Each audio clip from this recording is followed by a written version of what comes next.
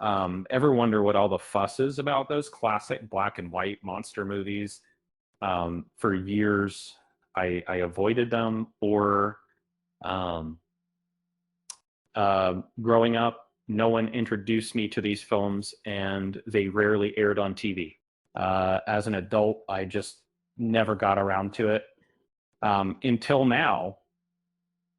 Uh, I finally decided to dive into the eight most iconic Universal monster movies, and the experience was surprisingly captivating. I had a lot of preconceived notions, years of seeing remakes, parodies, and references had built up certain expectations. But how did those expectations hold up against the reality of these films? Uh, what surprised me, what disappointed me, and ultimately, what did I think of each one? I went into this expecting mostly bleak endings, spooky atmosphere over genuine scares, and a focus on human drama alongside the monsters. I figured the films would be more atmospheric than action packed, and perhaps even a little sensual for their time. And I even imagined very little dialogue. And let's start with Dracula.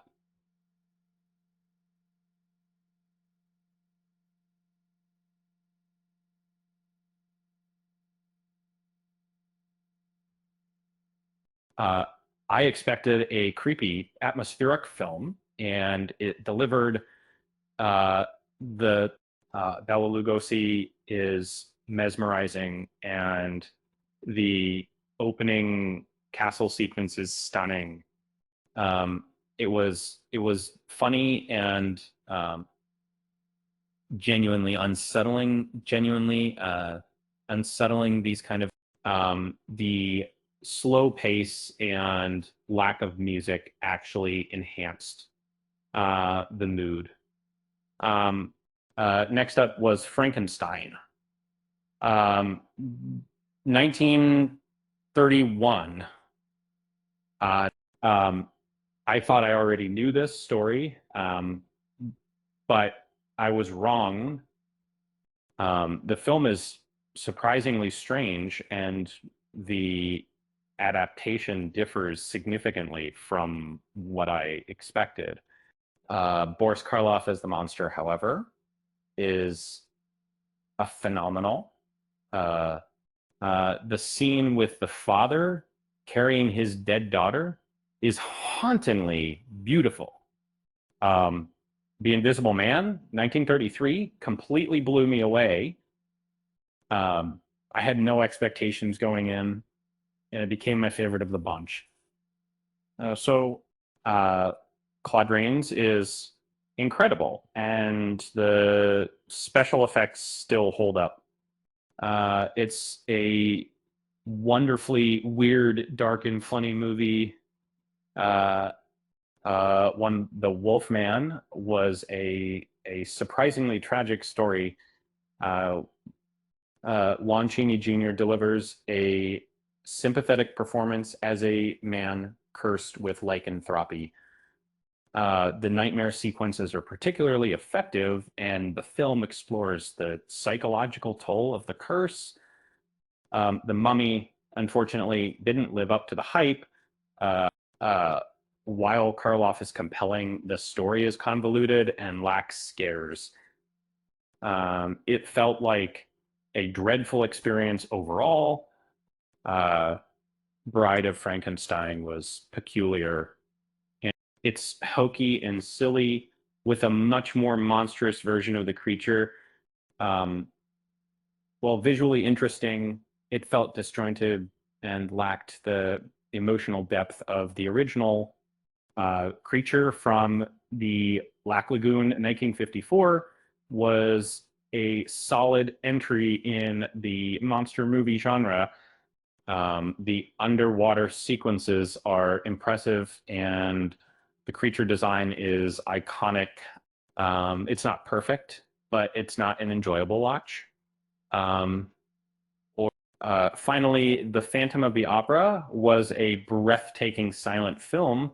Lon Chaney's makeup is still terrifying, and the story is both tragic and captivating. Uh, it's a must see for any film enthusiast. Uh, it uh, Overall, my first time watch of the Universal monster movies was uh, a surprisingly rewarding experience. Um, these films are more than just historical artifacts. Um, they're genuinely entertaining, atmospheric, and often surprisingly emotional.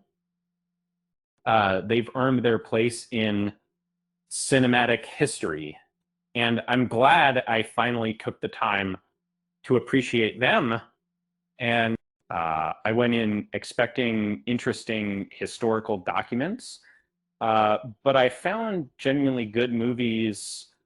Uh, um, these films have endured for a reason, and I encourage anyone who hasn't seen them to give them a try.